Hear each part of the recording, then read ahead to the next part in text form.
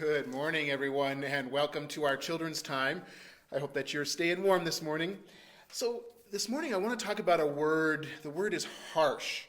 So when I say the word harsh, what does it mean when someone is harsh?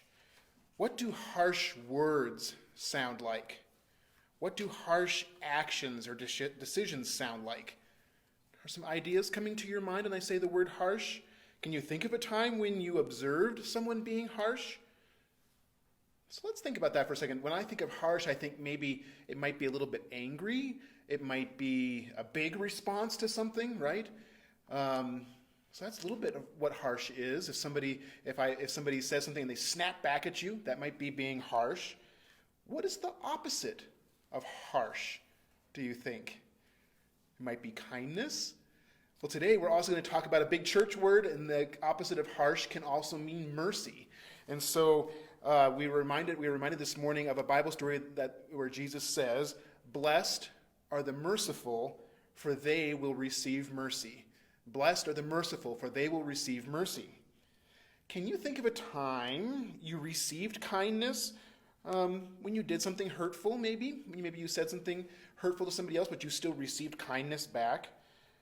I wonder if you can think of a time. What about, have you ever made a mistake and someone responded with harshness? I know that's happened to me before, right? Maybe somebody snapped at you with their voice, raised voice or something, and maybe that harshness made you feel badly, right? I want to tell you a little story about two friends. Let me share this story. So Finn and Micah, two friends, they were very good friends. They played at Micah's house at least once a week after school. Their favorite activities were jumping on the trampoline, playing with action figures, and cooking. One day after Finn went home, Micah realized that one of his favorite action figures was missing. The next day, Micah saw its arm sticking up out of Finn's backpack. When Micah asked him about it, Finn said, "This is mine. My mom gave it to me this morning." Micah answered, "Finn, it has my initials on its foot." Finn looked afraid and sad and angry all at once. Micah could tell that Finn didn't know what to do or what to say. Micah thought about his options. He could tell a grown-up, which is always a good choice, right? He could yell at Finn and yank the toy from his backpack, be harsh, take that away from him and be harsh, right? Or he could try to settle the problem with mercy or kindness first. He decided on mercy and said to himself, "If this doesn't work, then I'll get an adult."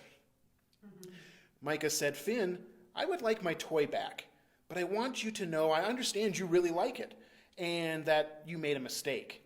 We can play with it again at my house this Wednesday, okay?" Finn answered quietly, "Okay," and then he handed the toy back to Micah. So, like Finn and Micah, we do have opportunities where we can make choices, right? Where we can choose to respond harshly to somebody and not show them mercy and kindness. But we also can choose to pause and kind of think about what it would be like to be in somebody else's position and treat them with mercy. So Jesus told his followers, told those people who followed him up in the mountaintop, that blessed are the merciful, for they will be shown mercy. We're going to talk more about that in Sunday school. But let me find my prayer for us this morning. Will you pray with me? Loving God, thank you for your mercy and unbreakable love, which holds us close to your heart, no matter what we do or feel. Please help us be merciful this week. We want to treat each person as you do and show your mercy in all situations. Keep us connected to you and each other.